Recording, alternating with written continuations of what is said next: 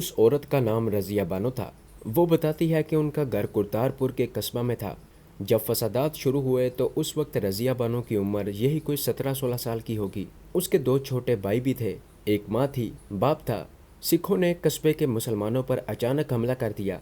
रज़िया बानो का बाप अपनी बीवी और बच्चों को लेकर घर से भागा। रज़िया बानो का बयान है कि सिखों ने उसके सामने उसके माँ बाप और दो छोटे भाइयों को किरपाने मार मार कर शहीद कर दिया। वो बेहोश हो गई। जब उसे होश आया तो वो एक सिख के घर में थी। ये सिख उसे अगवा करके ले आया था। पहले तो 1 साल तक उसने रज़िया बानो को वैसे ही घर में डाल रखा था। फिर उसने सिखों के रिवाज के मुताबिक शादी कर ली। रज़िया के 3 बच्चे हुए जो 2-2, 4-4 साल की उम्र तक पहुंचकर मर गए। फिर ये लड़का पैदा हुआ जिसका नाम बाप ने बसंत सिंह रखा था। रज़िया बानो ने बताया कि मेरे साथ किस्मत ने जो कुछ करना था वो हो गया था, मगर मैं चाहती हूँ कि मेरा बच्चा सिख न बने, वो मुसलमान बनकर ज़िंदगी गुजारे। चुनाचे उसने अपने सिख खामद से छुप कर उसे नमाज पढ़ानी और कलमा शरीफ पढ़ाना भी सिखा दिया था। रज़िया कह रही थी, मैंने अपने सिख बेटे का खुफिया नाम गुलाम अली रखा है। लड़का मुझसे बड़ी मोहब्बत करता है। मैंने उसे नमाज पढ़ानी भी सिखा दी है। जब हम घर में अकेले होते हैं तो वो मेरे साथ मिलकर 2 नफल भी अदा करता है। मैं उसे बाकायदा नमाज नहीं पढ़ा सकती। उसका सिख बाप बड़ा जालिम है। हमने ये बात उससे छुपा कर रखी हुई है। मेरे बेटे ने कलमा शरीफ के अलावा अलहम्द शरीफ भी मुझसे सीख कर ज़ुबानी याद कर रखी है, मगर मैं हर रोज़ जब वो स्कूल जाता है तो उसके साथ यहाँ तक आती हूँ और रास्ते में उसे कलमा शरीफ याद करवाती रहती हूँ। मेरा बेटा अंदर से पूरा मुसलमान बन चुका है। अब मेरी ज़िंदगी की सिर्फ एक ही ख्वाहिश है कि किसी तरह अपने बेटे को लेकर पाकिस्तान जाऊं और फिर वहां से कभी वापस ना आऊं, मगर मेरा खावंद मुझे पाकिस्तान का नाम तक नहीं लेने देता। फिर उसने हिंदू सिख औरतों की तरह मेरे आगे हाथ जोड़ते हुए कहा, भाई मेरे बेटे को किसी तरह पाकिस्तान पहुंचा दो, मैं तुम्हारा एहसान सारी ज़िंदगी नहीं भूलूंगी। मैं उस मुसलमान औरत की अलमनाक दास्तान सुनकर सकते में आ गया था। मेरे सामने एक ऐसी मजलूम औरत हाथ जोड़े बैठी थी जिसने अपने माँ बाप, बहन भाइयों को और अपनी इज्जत को भी पाकिस्तान पर कुर्बान कर दिया था। ये सन 47 में मशरकी पंजाब में सिखों के हाथों अगवाशुदा एक मुसलमान औरत का अलमिया नहीं था, बल्कि ऐसी हज़ारों लाखों मुसलमान औरतों का अलमिया था जो न जाने भारत के देश में, काफरों के देश में कहाँ कहाँ कैसी कैसी जिल्लत की ज़िंदगियाँ बसर कर रही थीं या मरकब गई थीं। मैं कौम की उन बदनसीब बेटियों की तस्वीर पाकिस्तान की नई नस्ल के नौजवानों को दिखाना चाहता हूँ। वो वीसीआर पर भारतीय फिल्मों के गाने लगाकर रक्स करते हैं।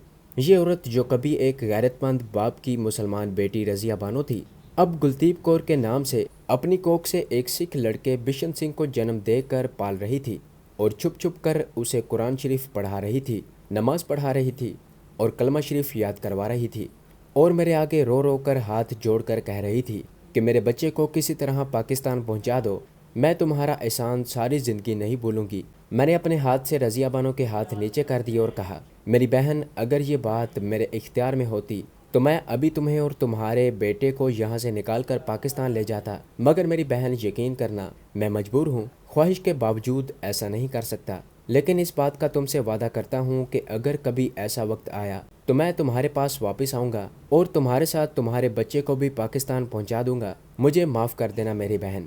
रज़िया बानो उर्फ कुलदीप कौर के चेहरे पर एक ऐसा गम, ऐसी उदासी छा सी गई। मैंने कौम की उस बदनसीब बेटी के पाँव को एक हाथ से छूकर वो हाथ अपनी आंखों पर लगाया और उठते हुए कहा, जिंदगी रही तो एक बार बहन तुम्हारे पास ज़रूर आऊँगा। ये कहकर मैं फसलों से निकलकर खेत की मिंड पर आया और रेलवे लाइन की तरफ चल पड़ा। मेरा दिल पाकिस्तान की उस मजलूम बहन के गम में डूबा हुआ था। कितनी देर तक मैं चलता गया, मुझे कुछ पता न चल सका कि मैं कहाँ से कहाँ आ गया हूँ। जब अपने होशो हवास में आया तो देखा कि मैं एक रेल फाटक के करीब पहुँच गया हूँ। रेल का फाटक बंद था, गाड़ी आने वाली थी। फाटक के दोनों जानिब कच्ची सड़क पर 1-2 रेड़े खड़े थे। एक सिख भैंस का रस्सा हाथ में थामे भैंस को रेलवे लाइन पार करवा रहा था। दूर से रेल के इंजन ने सीटी देनी शुरू कर दी। फाटक वालों ने शोर मचा दिया। सिख इतनी देर में भैंस को लाइन पार करवा चुका था। इस बार गाड़ी जालिंधर की तरफ से आई थी। मैं फाटक से कुछ दूर ही खड़ा हो गया। थोड़ी देर बाद ट्रेन आ गई। उसका इंजन कोयले से चलने वाला इंजन था। अभी तक मैंने इंडिया में रेलगाड़ियों के आगे लगे हुए कोयले से चलने वाले इंजन ही देखे थे। बाद में मुझे मालूम हुआ कि चुनाचे इंडिया में कोयला कई मकामात से निकाला जाता है, इसलिए ज्यादातर रेलगाड़ियां कोयले के इंजनों पर ही चलती थीं। ट्रेन शोर मचाती लाइन के दूसरी तरफ गर्द उड़ाती गुजर गई। सूरज काफी ऊपर आ चुका था।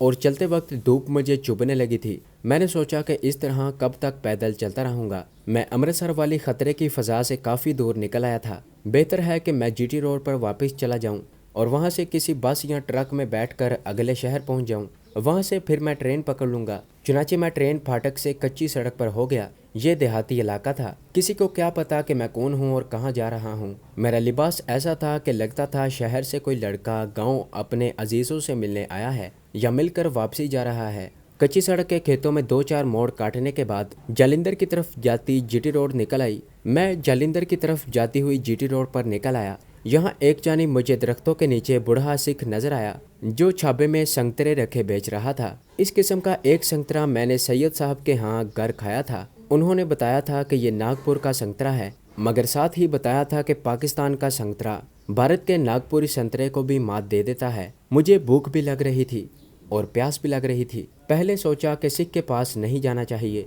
न जाने वो क्या मुझसे पूछ बैठे और क्या जवाब मेरे मुंह से निकल जाए। फिर ख्याल आया कि ऐसी कोई बात नहीं, उसे क्या पता कि मैं कौन हूँ। भारतीय करेंसी मेरे पास मौजूद थी। मैं सरदार जी के पास चला गया और पूछा, सरदार जी संतरे कैसे लगाए हैं? मैंने पंजाबी में बात की थी। सरदार जी ने एक संतरा उठाकर मेरे हाथ में थमाते हुए कहा, खाकर देखो महाराज। मैंने कहा, वो तो मैं देख रहा हूँ कि नागपुरी हैं। मैंने 4 संतरे उठा लिए और पूछा कि कितने पैसे दूं।